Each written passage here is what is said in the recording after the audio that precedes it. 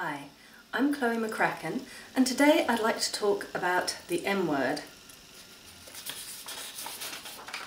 magic. Some people think of it as just about trickery, or perhaps about fantasy. But for me, what we're talking about here is a structure of different processes and techniques that can be used for tapping into the brain so that we can sow the seeds of change. In terms of my understanding of these techniques and approaches, I've derived that from a number of different sources, and one of those was yoga, which I started practicing in 1992 and which I taught for about 7 years. From there I draw on guided relaxation and visualization techniques, as well as different approaches to practicing meditation and also pranayamas or yogic breathing techniques. Another source of my inspiration is social anthropology. I completed a master's in that in 1996, and I found it really fascinating to see just how universal magical thinking is, and to have a chance to explore in more depth things like witchcraft and shamanism and other forms of energetic healing from around the world.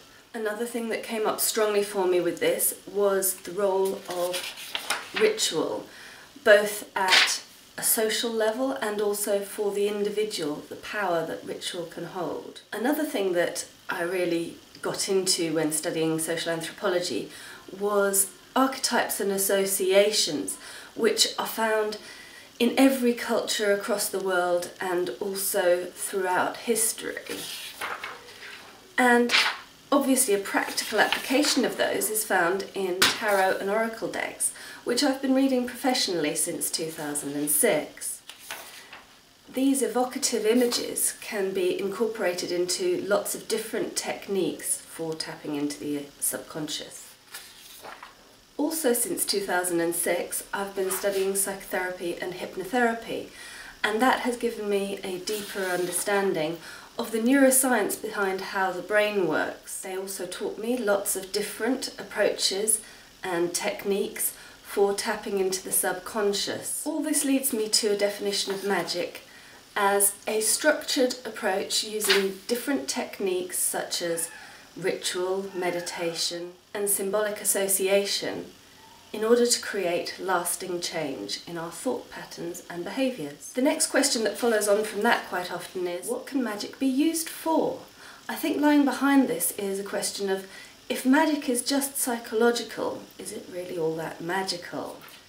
As anyone who's tried to beat an addiction or break a bad habit knows, changing a part of ourselves really isn't all that easy to do. Yet when we do change our thoughts, that ripples out into the rest of our lives, changing the way that we speak, the way that we act, and the way that we feel.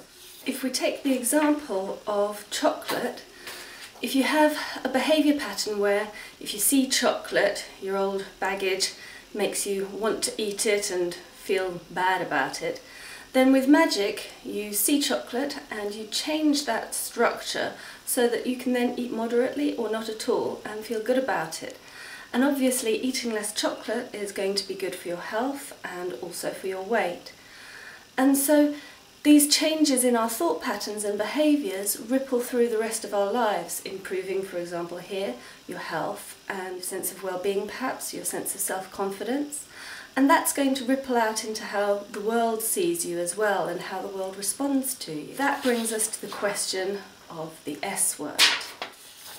Spells. Basically, a spell is just the practical application of these structured approaches to different processes and techniques for tapping into our subconscious, applying it to a particular area in our lives. Another thing that I've heard people say is, well, I've done magic before and it didn't work. I've looked at this in a very structured way, and so I see there being 5 basic elements that you need to cover in any spell work, and I associate these to the 5 elements of fire, water, air, earth and spirit. And the thing is, if you're not incorporating all of those elements into your spell work, then it's not going to be as effective.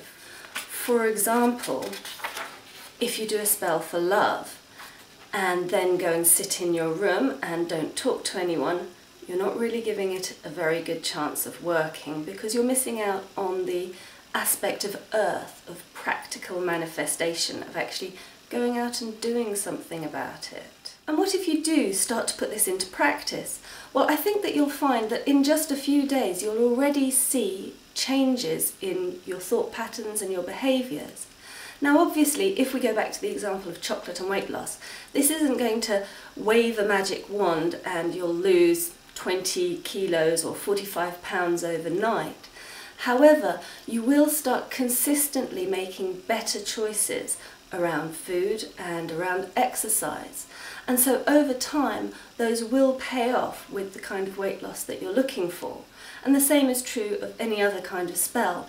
The changes that you sow now will work over time, but you should notice a difference very quickly. Magic helps to create lasting change so that you can have a more successful, fulfilling and joyful life.